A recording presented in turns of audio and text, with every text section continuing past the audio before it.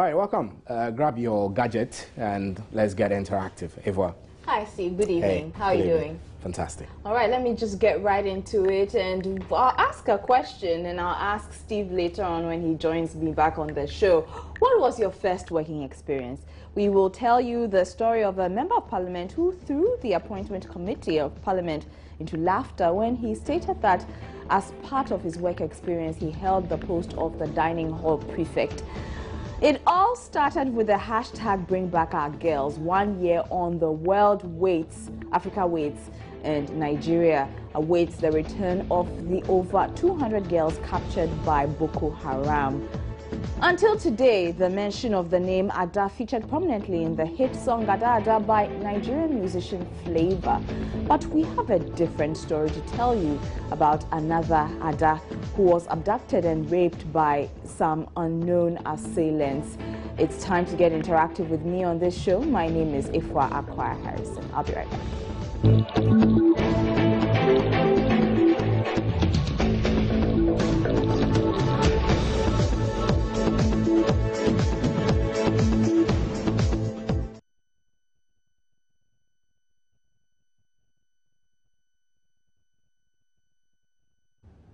You can join us via all our social media platforms. We're on facebook.com/Joy News on TV.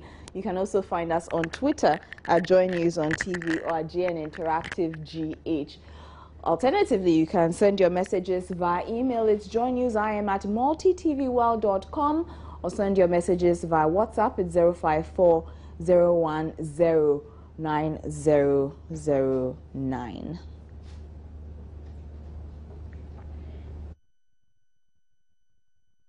Now, a week ago, Adeze Onyinyechi Ayoka was the presenter of a popular radio show, the Y Lounge Show, on YFM in Takoradi. Today, her story is different. Several photographs on social media seek to suggest that the radio presenter was abducted and raped by some unknown assailants. But since Ada's story surfaced online, there have been several conflicting reports about whether her abduction was staged or whether indeed it is true. But who would want to stage something like this, though? I just don't get it. Unfortunately, those are one of the rumors going around, including a report that it is not the first time Ada has been abducted. The good thing is that the police are investigating the matter, and until then, and just as the management of YFM puts it, let the speculations cease. Now, our Western Regional Correspondent, Kweku Owusu-Prepra, joins us on the telephone to give us an update on the situation there. Hello, Kweku. Welcome to Joy News Interactive. Thank you. Now, Kweku, last we heard the police was looking to speak to Ada about this horrible incident. Has she spoken yet? I don't know whether she's spoken yet to the police. Okay, but have you heard from them about it? Have you managed to speak to the police themselves, and what have they been telling you? We spoke about this matter around midday, where the police had said that Ada is not the broadcaster is not new to abductions, and she's been abducted about 3 or 4 times lately, and this is about the 5th time, and therefore there are doubts about the strength of this claim of abduction and rape. They are going to investigate it. After that, I've been spending my day with a young man whose picture has been bundled around in social media as being the suspect, the prime suspect in this matter. And he is also telling me that he's had his fair share of troubles from these abductors anytime they attack the lady, and that he has been at the forefront of trying to help the girl anytime these abductions happen in her life. One instance is the fact that when she traveled to Accra, was picked up by some of these abductors, and later he was contacted to set up a location so that he would meet the abductors and then pick the girl up, and found her at Kaneshi under the overhead. She was not harmed, she was okay. And when he tried to even understand from the girl what had happened, the girl fled up and was angry. They got back to Takoradi. They wanted to report the matter to the police. He did report the matter to the police, but the broadcaster would not cooperate and said that because he's a public figure, he wouldn't want the matter to get into the public space for it to create a whole lot of discussions around it. But the this matter is that on Thursday, when she got the text message which said that she was going to be abducted, the broadcaster, went to the boyfriend's friend and roommate and asked him to accompany him to the location where the abductors had specified to meet her up. And so they went there. Wait, so she got a message that she was going to be abducted? And actually walked to the location. According to these people who worked with her and we saw the text messages as has been narrated to me, they walked her to the location, which is the ICGC Anaji branch auditorium area. But these abductors never showed up.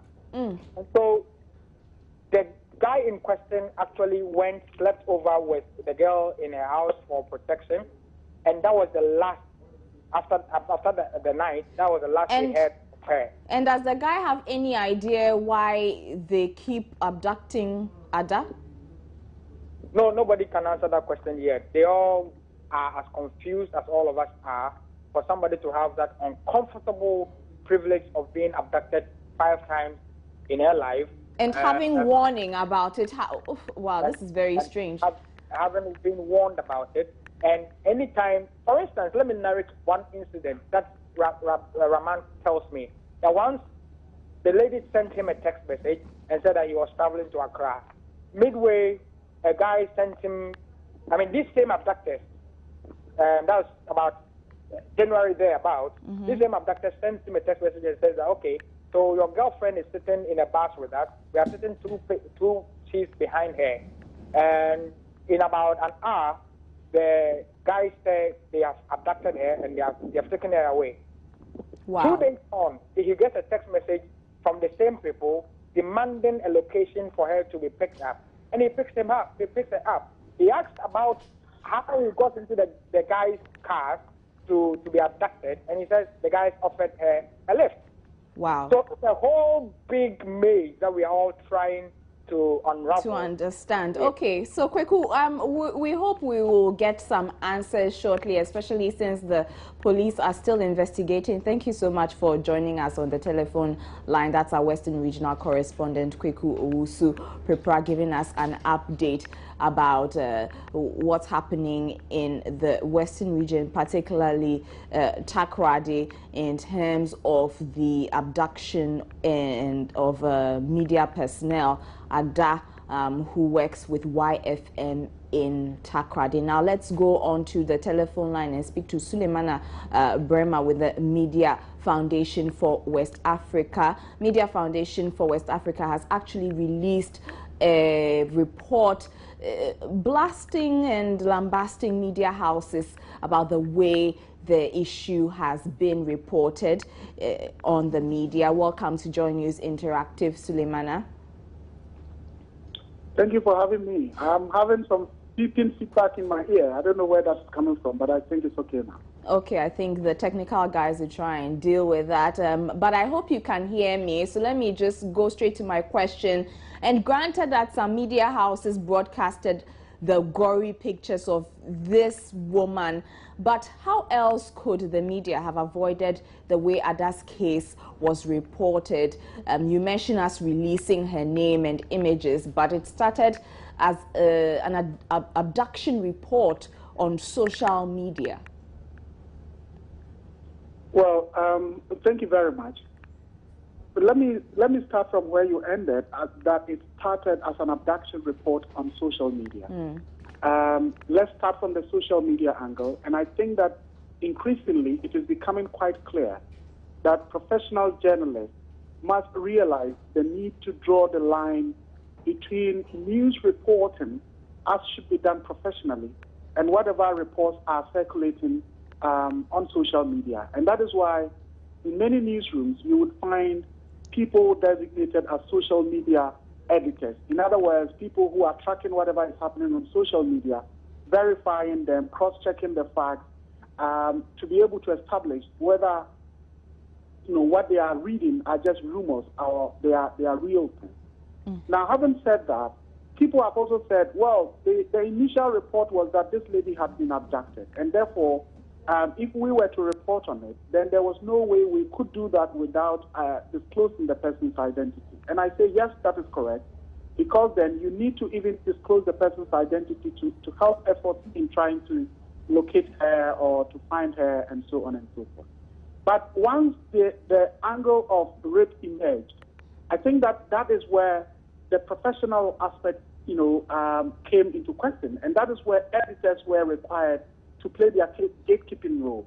Yes, we've reported that this lady had been kidnapped, this is her name, this is where she works, and so on and so forth. But now apparently there's a rape angle to it. And how do we do the follow-up story? How do we do the updates? And making sure that we try not to go on with the disclosure of her identity, where she works, who she is, and so on and so forth, given the fact that now we know that there is an angle of rape to it. And that didn't happen. And let me say that even as we issued our report, I have seen online portals that have published our report again with the lady's photograph. And I think that this shows the extent to which some media organizations are completely disregarding the ethics of the profession. And I don't think that it is right. So what can we do going forward?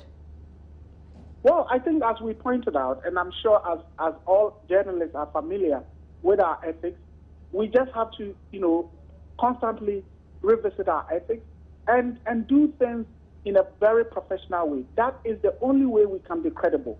That is the only way, I would listen or read something on your network and say that, okay, then it is credible because it is coming from Joy FM and not somebody's post on social media. Otherwise, we would all gradually drive ourselves into the area where we wouldn't be credible, we wouldn't be trusted, and that perhaps could be a dangerous terrain for our media. All right, thank you very much. I've been speaking with Suleiman Abrahima. He's with the Media Foundation for West Africa that actually had a press release out condemning the media coverage of this brutal, I don't know what to call it, act against YFM presenter Ada, who presents the Y Lounge on YFM in Takoradi. Now let's go to Facebook and social media. Let's see what some people are saying about the whole incident. That's actually where I first saw the news of what happened to this lady, and I have a comment here from my Facebook feed, and Edem Fuya Fevo says, I am peeved with all those posting and sharing pictures of Ada on websites and on social media platforms, as well as those sharing them via WhatsApp. She could be a sister, mother, wife, girlfriend, cousin, and niece to any of us. Why post and share her pictures if we have a conscience? That could happen to any of us. How would we and our families feel if we found ourselves in a situation? So that's from Edem Fui Afevo, and he has hashtagged justice for Ada, saying that I pray the culprits are brought to book ASAP. Now, in the wake of the Ada issue, we hit the streets of Accra to find out from women how they protect themselves whenever they find themselves alone and at night. Let's have a look. When you close late from any function, what do you do to enhance your security? Actually, I don't go to any function that they close very late. If I'm not going with anybody with a car, or if the place is not closer to my house where I can walk back home, I don't go. Normally, I have a taxi driver that I go around with, so I just have to inform him earlier to come and pick me up, and he's the same person who dropped me. So what if he's not available? What do you do? If he's not, then after the function, I have to get myself a taxi home. Stand by the roadside and get a taxi home. How loyal do you think the taxi driver can be? Actually, you can't trust people anyway. That is not safe. for that late. But what will you do? We just have to be praying that we get home safely, because you don't know whom you are talking to, you don't know where the taxi driver is from. So we just pray that we get home safe. It's unbelievable that it's been a year now since over 200 schoolgirls were abducted by Boko Haram militants in northern Nigeria.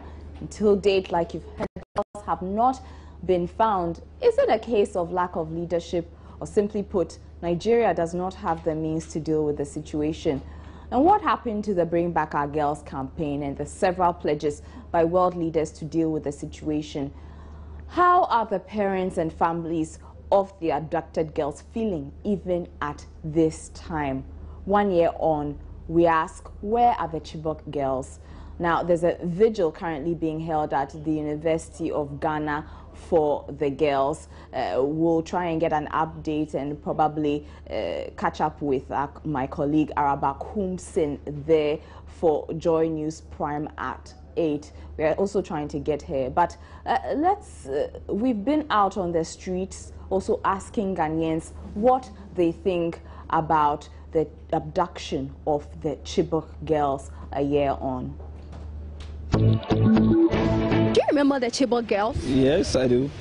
I do. Our last year, I learned some young ladies were writing exams, and the Boko Haram captured them, and that's all. Yeah.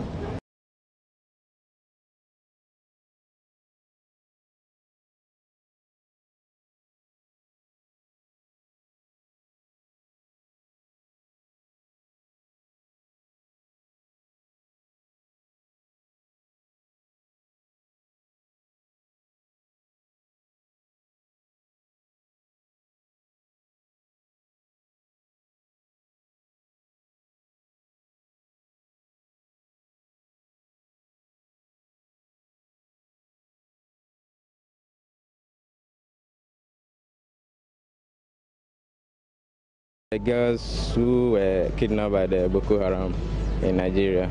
Okay, so it's exactly a year, and then we've not heard from these girls.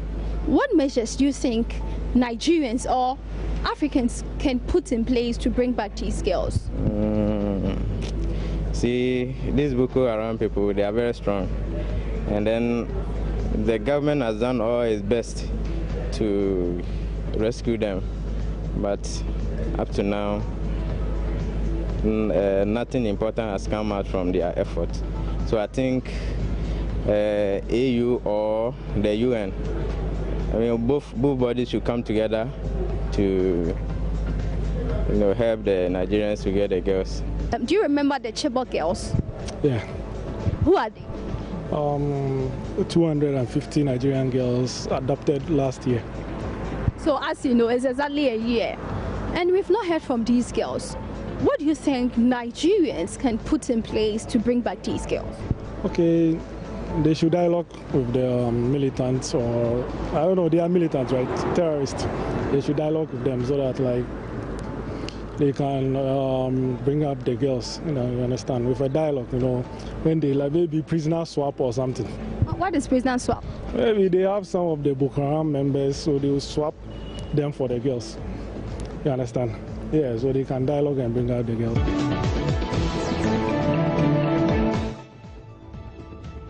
It's still #bring back our girls. Now let's move on to some, let's say, lighter stuff. And everyone cherishes their first working experience, though it may not be the ideal job one expects to do in the future. At least it served as a launch pad for greater working and professional laurels. For me, my first job was when I was appointed as the library prefect, yes, at Malco Girls Senior High School in Ho.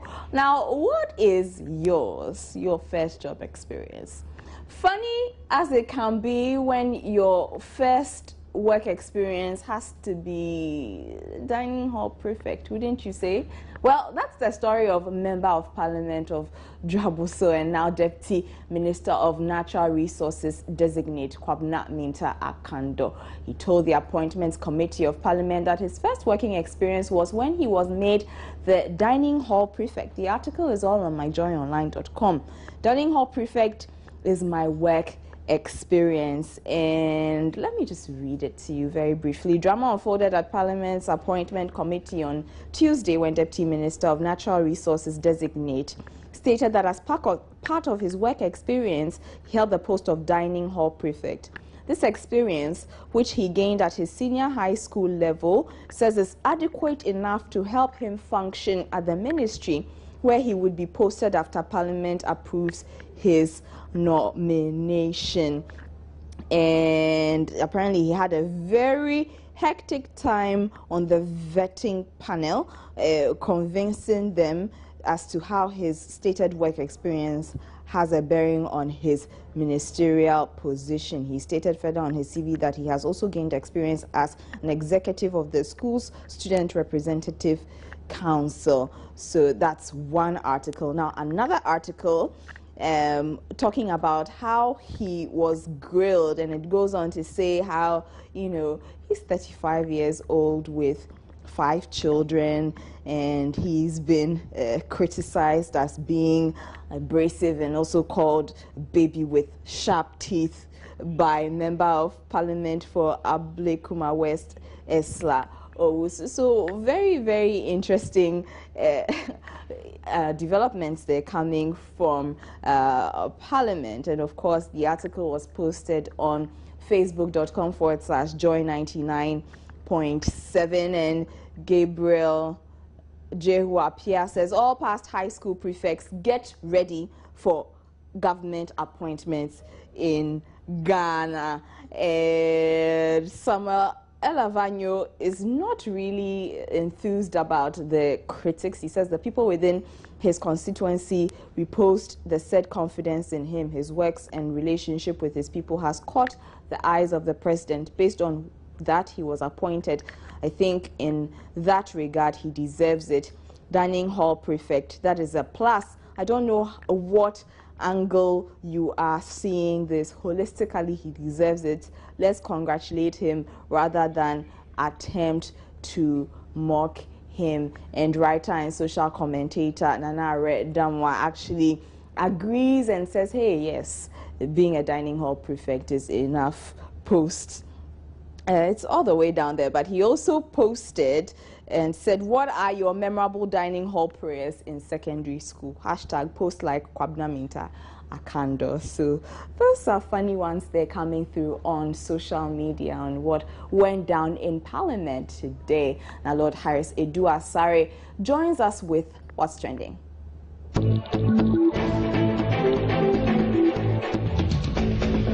It's a terrific Tuesday, but really I think I should say a terrible Tuesday rather, because as far as I can remember, today marks one of the saddest days. I mean, there are 3 issues trending on social media, and they all happen to be very sad. And the first is about Miss Ada, the YFM presenter who got abducted and raped brutally.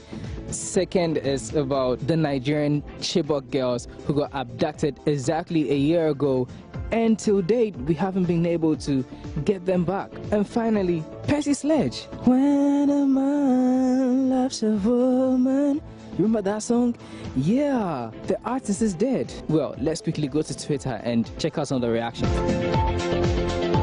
The first one is from Chief Omezugbezu. I hope I pronounced it right. He says the police should get whoever is involved in the evil and inhuman act. Hashtag Justice for Ada. Next is from Samuel Safo Boateng. The only way we can assert uniqueness from these barbaric animals of rapists is to stop posting the nude pictures of Ada. Hashtag Justice for Ada. Very true there. I don't know why people are circulating nude photos. It's just wrong and awful. Let's take this from Jessica Oparisaforo. I consider this as an attack on all women. True, especially those of us in the limelight. Hashtag Justice for Ada. We will not be bullied into submission. Nope, you shouldn't. Last but not the least, tweets about Ada. It's on Peace Hide. Indeed. Hashtag Justice for Ada. Now, this was in response to a tweet by Kumama Mazimbi. Glory be to God for saving the life of the kidnapped female presenter, Miss Ada, and now at a hospital. We demand hashtag Justice for Ada. Okay, let's take some of the reactions about the Chibok girls. The hashtag is Bring Back Our Girls. This is from Eric Strabo. I've had the hashtag Bring Back Our Girls AVR app since its creation, and I won't take it down until all of the girls come home. Thank you, Lord Eduasare, and thanks for wrapping it up for us on What's Trending. Hi, Steve. Welcome back. Hey. It's what? You're supposed to ask me a question, but I don't think we will have What's time. your first working experience? I worked. What did you do? Just answer the question. I was a security officer. Security guard? Yeah. What's officer? Security officer. And that's all we have time for. Watch mine. My name is Ikwa Harrison. Mine is still right. Enjoy the rest of your day. Good evening. Bye-bye. Bye.